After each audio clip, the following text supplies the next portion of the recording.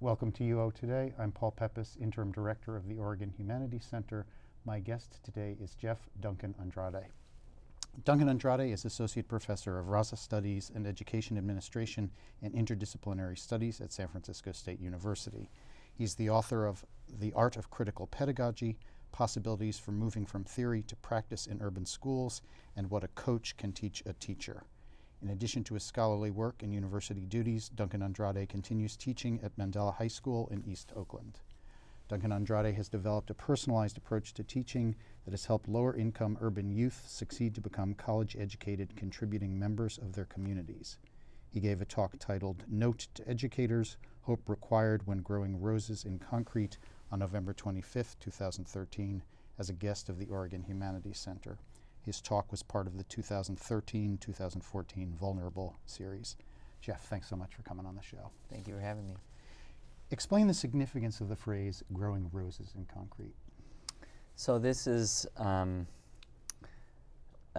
metaphor that I pull from Tupac Shakur, who I think many know for the ways in which mainstream media might have portrayed him as a hip-hop artist and an actor as well. But what a lot of folks don't know about Tupac is that he was a voracious reader of social theory and constructed a very concrete vision for how urban communities could revitalize themselves. And a big part of that work was also his work as a poet. So he actually published a book of poetry, which was of that title, The Rose That Grew from Concrete, and is probably his best-known poem. The idea, the metaphor is really that in the poem, Tupac points out that how absurd it would be if you came upon a rose that was growing from the concrete and you questioned its damaged petals. Of course, it's going to have damaged petals. It's growing from the concrete, but we do this all the time with vulnerable youth, right? We narrate all the things that they don't have, right? And what Tupac says is that what we should be doing is celebrating their tenacity and their will to reach the sun. How amazing is it that this rose has grown up through the concrete? So the idea of sort of borrowing that idea from Pac and then applying it to education is to say that educators have a choice every time we come across a young person, regardless of race, class, background. And the choice that we make about how we see them, whether we see them for their tenacity and their will to reach the sun, or whether we see them for their damaged petals, has a massive impact on how they end up doing in our classroom or in our school system. And so we really borrowed from that metaphor as a way to start talking back to educators about the importance of that first choice that we make when we interact with young people, and really reframing the conversation to get away from the deficit narrative about urban youth and start narrating them in the way Tupac narrated them, which is as roses growing from concrete. You argue that hope is required for teachers to become master educators of urban youth and for urban youth to succeed. What kind of hope are you talking about? Well, you know, the medical field has become increasingly interested in hope as a response to toxic stress and PTSD. Mm-hmm. And what we know is that urban youth are exposed to really high levels of toxic stress, both through violence, through poverty, through racism, through dysfunctional institutions. And the result of that is that toxic stress works on their bodies, right? It works on their levels of hope. And there's a direct correlation between levels of toxic stress in your life and hopelessness. What the medical field has found is that one of the most important factors in overcoming toxic stress is hope levels. And we've been able to find a direct relationship between the hopefulness that a young person has and their ability to actually navigate through the quote-unquote concrete. And the problem is that I think a lot of schools think they're building hope, right? And in fact, some of the things that they're doing are actually undermining hope. And in my research, I call this false hope. And I think it's important that educators are aware that some of the things that we do might actually undermine the goals that we have, right, to build up young people. The kind of hope that we're talking about in our research is what we call critical hope. And what's interesting about the research is that the single most important protective factor in a young person's life that's exposed to trauma and stress is a caring adult. And I think that there's this notion that, well, you have to have all these degrees and you have to be, actually, okay, those aren't bad, but what's most important is a caring adult. And the more caring adults that young people have in their life, the more likely they're able to navigate through those concrete circumstances. So our research is really trying to work with educators to illuminate what are the actions, what are the pedagogical strategies, what are the interactions with young people and families that build critical hope, right? And what are the things we need to avoid that actually create false hope and then undermine that progress through the concrete. So tell us what some of those strategies are that build critical hope. Yeah, well, I mean, the more I've gotten into this research, and you know, I've been teaching in Oakland for 21 years, and the more I reflect on my teaching, the more I reflect on seeing really great teachers, the more I realize that you already know the answer to that, right? It's fairly commonsensical. The problem is that it's really, really hard. And what we know from the research is that first and foremost, it's about caring. It's about, you know, at the end of the day, I can say, you know, throw all the research out. At the end of the day, 21 years in the classroom, what I can tell you is teaching and learning boils down to one thing and one thing only, and that's relationships. And so if you don't build that deep, meaningful relationship with the child or with their family or with both, then teaching and learning becomes exponentially more difficult. Herb Cole, longtime Bay Area educational activist, said once that kids don't care what you know until they know that you care. And I think that's lost on us in this current iteration of educational reform, where we're talking about college going and rigor and Common Core. And okay, all those, you know, fine, right? But the real question should be, what are the practices that actually lead to those outcomes? We're so hyper-focused on outcomes, nobody's paying attention to process. And we actually have a pretty robust body of research that spans back about 100 years, right, all the way back to Dewey, that's really clear that that at the end of the day, we can talk about all those, you know, high-level outcomes, but that what we've got to get to work on is how do we create the opportunities for teachers and young people to build meaningful relationships, because those are the things that change outcomes. So you've taught in East Oakland for over 20 years, 21 years, and you've lived in that neighborhood the entire time. Why is that such an important part of your teaching approach, that you live with in the same neighborhood as the students that you teach? Yeah, I mean, first of all, because if they need help, they can come over, right? But I think also it, you know, there's a lot of conversation in the field about accountability. The highest form of accountability I have is living on the block where I teach. Because now I'm in the supermarket with the families that I serve, right? I'm on the streets with the young people that I serve. And so, you know, we can talk about, you know, the sort of structural accountability, which, you know, fine, we can have that conversation. But at the end of the day, right, that it's the moral meter that actually leverages the greatest amount of accountability for me as a teacher, that the superintendent and the principal can say whatever they want about me, that at the end of the day, I'm accountable to the families and the kids I serve when I'm walking through the supermarket. Right? I'm standing in the soup aisle with the grandmother of the child that I'm teaching 10th grade English to. And if I don't get right by that child, then I'm going to hear from grandma, from mom, from uncle, right, in a way that no superintendent or no, you know, principal is going to be able to talk to me about accountability. And so I think it's really those two things, that I want to be accountable to the community that I serve. And if I'm not right by them, I want to know, and I want to know now. But also I think it's important that they see, you know, my wife's a lawyer. She grew up and went to Oakland Public Schools. I have my PhD from Berkeley. And I think it's important that people in our community see that that we're not running for the hills. You know, we could literally live anywhere in the Bay Area. And we choose to live in our community because we feel like it's important that young people see that that's normal, right? That so much the narrative about success for poor kids, I mean, the narrative for me growing up was that success is determined by how far away from our communities we can get. And I wanted to model something different for my students, to say, no, actually success is how closely you can return to this community or like community and serve. right? And no matter what it is that you're doing, you don't have to be a teacher, right? But you have to find some way to uproot that concrete so that the next generation of Rosas that are going through don't have to bust through the same kinds of concrete that you had to bust through. That's how we create social change. So tell me about the Step to College program. How does that program work to put these ideals into practice? Well, you know, I've been doing iterations of STEP for as long as I can remember, right?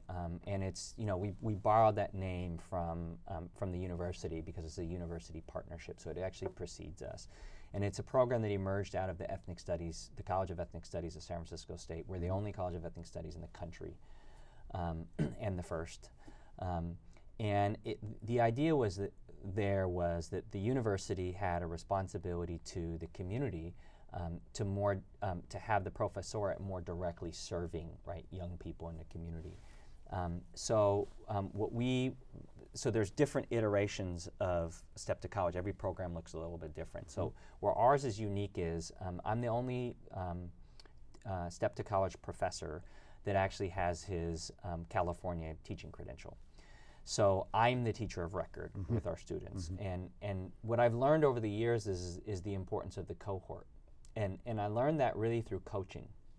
You know, when you run a varsity sports program, you have the same kids for multiple years, right? And so you get to know the kids, but you also get to know their families. And that doesn't happen often enough in schools. What happens is you have them for 9 months and then they migrate on to the next teacher, and so it's really hard to build those meaningful relationships. So what we decided was we would create this cohort model where we would start with a group of 30 kids in 9th grade, and then I would be their high school English teacher of record. And then we'd bring the resources of the university to bear on the program. And then we loop with that same cohort of kids for 4 consecutive years. So I'm their high school English teacher, 9th grade, 10th grade, 11th grade, 12th grade. So by day 1, year 2, the starting point is so fundamentally different, right? I already know you, right? You know me, you know what my strengths are, I know what your strengths are, and we can leverage that, right? By year 4, I have a deep relationship with your family. I know where you live. I know where your grandma lives. I know where you go to church. I know what your interests are. And the ways in which I can push and challenge those students is so different than if I'm resetting, you know, every 9 months, because I think that there's a notion that because I'm a teacher, that I have de facto this right to push and challenge kids. And that ignores the historical relationship between public schools and poor communities, right? It's a fractured relationship because we have not served them well. So you need those multiple years to start restoring that relationship. And then once the relationship is restored and I've earned back the social compact, then I can leverage that, right? Leverage that relationship with the family to really push, challenge, cajole. Now I can keep your son or daughter at my house until 3 in the morning, right? Working on an essay, and you're fine with it, right? It's not like, who is this guy, right? And I think those little sort of oftentimes unrecorded, right, impacts are the ones that start changing outcomes. So tell us about the outcomes you've achieved. They're pretty amazing. Yeah, I mean, I don't feel like they are, actually. I tend to get really focused on where we miss. So we have somewhere in the range over the multiple cohorts, about a 70 to 75% retention rate for kids. In the schools that we're working in, the graduation rate, just for 9th to 12th grade, hovers around 48 to 50%. So we retain about 70 to 75% of our kids. In this last cohort, we started with 30, we ended up with 24, and of those 24, 23 were admitted into 4-year colleges and universities, either a UC, a CSU, one of them went to private school. So was that 97%, 99%? Yeah, I don't know. Somebody can do the math. But I'm thinking about, what about those 6, right? What about the 7? What about the ones who, you know, didn't finish through our program? Right? What happens with them? Because I think that as an educator, my expectation is that I'm perfect, and I never have been. I'm not for a year, not for a day, but I wake up every day expecting to be, knowing that I won't, right? And it's I think that that's what I really love about teaching, is the uncertainty. And I think we pushed in a place in our field where we're trying to develop certainty, right? This sort of mechanical relationship to teaching and learning. And then the level of frustration that emerges when everything that you're being told, everything you're being trained is about create this level of certainty, and it's never there. I think that has a major impact on early career teachers and why we out-migrate so many. 50% in urban schools leave after their first 2 years. That is not a model that's going to build any kind of systemic change. So I think that the thing that I love most about teaching is something that we're not teaching into the recruitment and the pre-service and the ongoing support and development, which is you're never going to have predictability in this job, and that's what's so awesome about it. But for some reason, that lack of predictability, we somehow think that that's evidence that we're not effective as educators, and I actually find it as at the core of my efficacy is my ability to respond to that unpredictability. So how do you, you not only do you teach high school in East Oakland, but you teach teachers at San Francisco State. So how do you teach them that in your university classrooms? You can't, and I think we're dishonest about that. You cannot prepare somebody for the classroom in a classroom, in a university classroom. So we created something called the Urban Teacher Pipeline, where we take undergrads and grad students who are interested in teaching specifically, but just youth service generally. And we create multi-year apprenticeships for them in our program. So on any given day, we have between 7 and 9 adults in our high school classroom. And the interesting thing is that I've had to learn, for so long I taught by myself. Right, so my whole sort of mantra and persona in the classroom was, it's us against the world, and it's the 30 of us, and and now I got like 10 of us, right? And so I've had to learn that a big part of my teaching now in the cohort is teaching what young people refer to as our yelders, young elders, right? And so now I'm actually teaching at 2 levels. I'm teaching the high school kids, right, but I'm also teaching these, mid-late 20-year-olds, mostly students of color, that want to serve young people. And so there's actually a dual platform. And I think that's been huge for me as a university professor, to maintain that community-based connection with the university and not try to silo it like, okay, I'm at the university today and I'm in East Oakland tomorrow, to really bust that binary and say, what does it mean for a university to have a real community engagement strategy? Not visiting the community and then going back up to the ivory tower, but it's kind of blending those relationships. And I'm still figuring it out, but that's what we're trying to do. Tell me about how your students in East Oakland teach your college students. You talked about you're teaching to 2 different groups, but in a certain way, it must be that that your high school students are teaching those college kids something really important. Yeah, for sure. You have to ask them. I can talk about what they teach me. Well, tell me that then. I think that, let me hold on to your question just for a second. I don't want to dismiss it because I think it's an important one. I think that what it does is it makes all the theory that we're discussing, right, in the university applied, right? And it becomes really clear what's just theory and what's theory to practice, right? Because, and that's the problem in the way in which we train teachers, that in theory, most of it works. You draw it out on a whiteboard and it's like, yeah, that's a great idea, right? On the ground, right, it's messy. And if you don't get in the mess, you never really understand theory. And so I think that's the education, right, that the university students get. Now, a lot of the university students we're bringing into the program are actually from that community, right? They may not necessarily be from East Oakland, right, but they're from a community similar to that. So what I've struggled more with at San Francisco State is making sure that they're in the university classroom, because they invest so much in the community. We're saying, okay, we need 12 to 15 hours from you a week, and they're putting in 40 hours a week, right?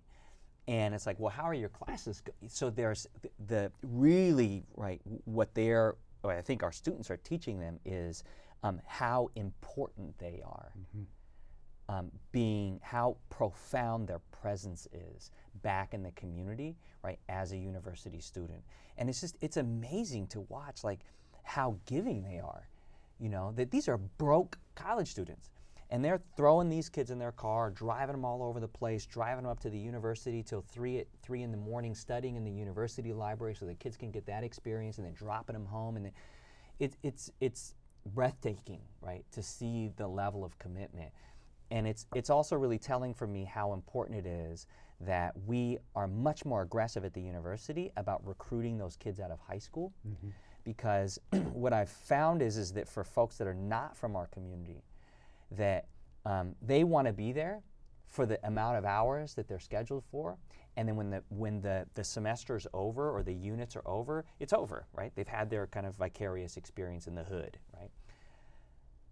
If we are actually recruiting from that community, the conversation changes, mm-hmm. right? Now it's like, okay, you've put in 40 hours already, you need to do a little time on your own books, right? And so I think that there's a real value exchange there that isn't always effectively tracked by the university, that is a really good argument about why the university needs to diversify its recruitment pool. Mm-hmm. So I was watching a couple of the videos that are on the website, and one of your former students who's now a teacher said this striking phrase, "The more you grow, the more you owe." And it seems to me that the most amazing thing about the program is not the high rate of urban youth who go on to college, but this communitarian ethic to come back to the community and to give back. How do you do that? How do you teach that? I don't. It's embedded, I think, if we dip back into the research, right, the natural human state is empathy. Mm. So I think a lot of people think that we have some pixie dust, right, that we blow on kids and then they're magically, because all we do is reset and try to create a space for them to be who they organically, naturally already are. And I think that part of that is that it's, if your rhetoric doesn't match your reality, then kids don't buy in, right? So it's not so much about what we say, it's about what we do. That I'm not asking young people to do anything that I'm not doing myself, right? And so you don't need to say much, right? And we know this, right? We know that young people learn way more from what they see us do than what they hear us say. Cornel West says that young people don't want to hear a sermon, they want to see one. And I was taught that as a child by my parents, that your life is your sermon, right? And you can run your mouth about all these things that you're gonna do, or other people should do. At the end of the day, right, what you're gonna be measured by is how you actually lived your life. And I think that and that's what David says in that interview, right? Is what he actually says is, the more you know. Oh, the more you know. The more you know, the more you owe, right? But what he precedes that was, he says, probably the most important thing Jeff taught me was, the more you know, the more you owe. And I thought about that, I'm like, damn, that's a great statement. Did I actually say that? And then I realized I never said it, right? And that's what he was saying, is that that's what he taught me, but he taught me that by the way in which he chose to live his life, right? And I think that that's why all we've done is sort of tee up, right, a different image for young people about what's possible. And I think that my experience has been, both my experience growing up, but also my experience with young people, is they want to invest in our community. They want to see the community change, because even if they go to college, their mom still lives there, their cousin still lives there, right? And so they want a better life for that community. What's not clear is what is the pathway to that? Do I actually have to create all of that, right, from scratch? Or is there a pathway that's already scratched out that I can get on and maybe start paving? And I think when you create that pathway for young people, a huge number of our kids have taken that pathway.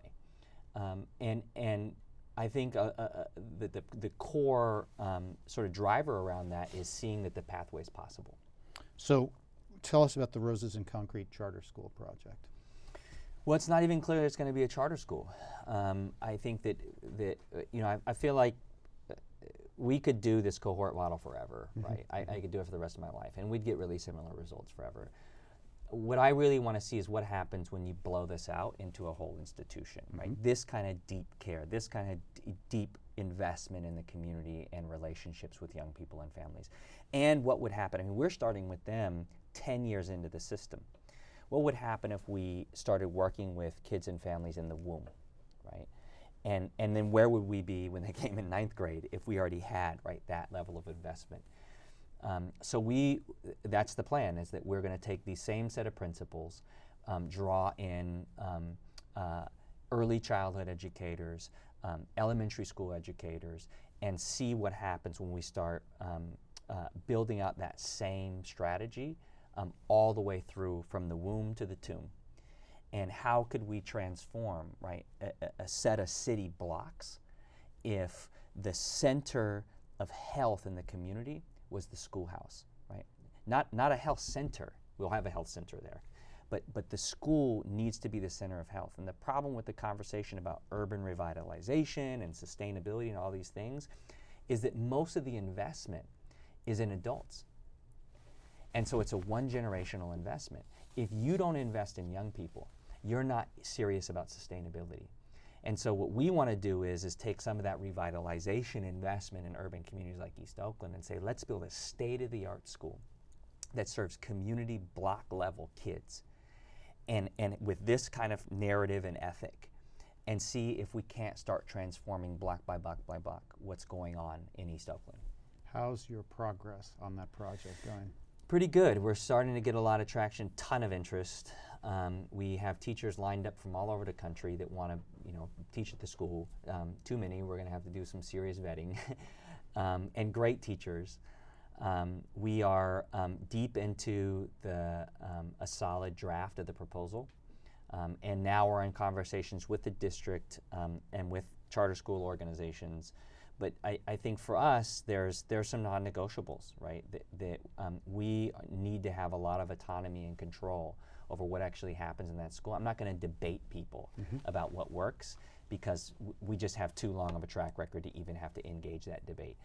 Now it's going to be about, are you going to really let us build the kind of lab school in this community that can model the kind of education that we should be talking about in urban and high poverty communities? Well, I hope you succeed. We're out of time. Thanks so much for talking with us, Jeff. Thank you. I've been speaking with Jeff Duncan-Andrade. His approach to teaching has helped students succeed to become eager learners and college-educated, contributing members of their communities. Thank you for watching.